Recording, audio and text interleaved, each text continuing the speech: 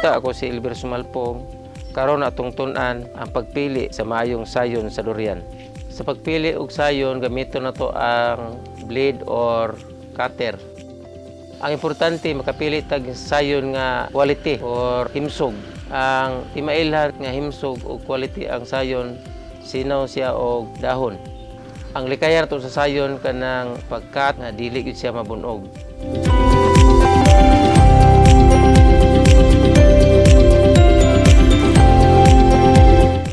Para sa kasayuran, sitahi ang opisina sa Municipal Agriculture sa Buog, Zamboanga City.